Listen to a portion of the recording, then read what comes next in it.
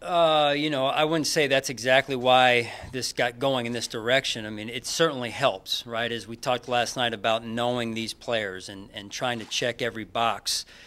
Gosh, if having his ex-coach in the building didn't help, I'd be lying to you. So we feel good about being thorough with our research, and certainly with Coach McGagan in the building, it's certainly helped.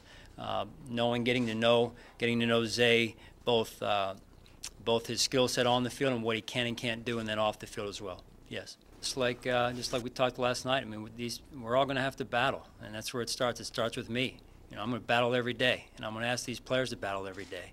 And no different with Zay. He's coming in to earn the right to be on this football team and this roster, and we'll see where it goes from there. And when you look at the players with Trey last night and Zay, they're wired that way. They have that type of DNA over the course of their careers in college, where they've earned everything that they've gotten. So I'm sure that they wouldn't expect anything but that. Yeah, we looked at it last night when we broke, and you know, the ice was getting awful thin, really. And so at the wide receiver position in general, there weren't quite as many wide receivers. A few of them went early, and then you know, there weren't many around at this level, and we valued Zay, and we felt like we wanted to go get him and make sure we got our guy. Yeah, great question.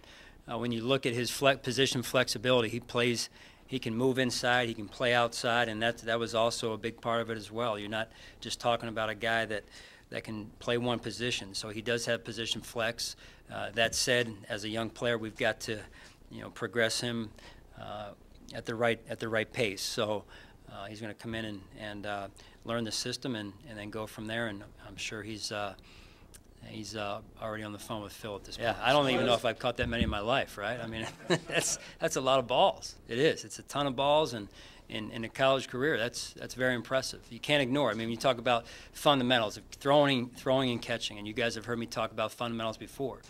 That's an important part of it. When that ball is thrown in his area, he's catching it. So we hope that continues, and so that gives you consistency. There's not a whole lot to incompletions, right? I don't like those, and they don't move the chains very often. So that's important for us. Well, you look at the track record, and being able to stay out of trouble anymore is becoming a little bit unique, and so that's an important part of it, that you can balance the academics and the athletics and all that goes into that in the college setting, and perform at a high level on the field, and then remain humble enough and carry yourself with class to do the right thing.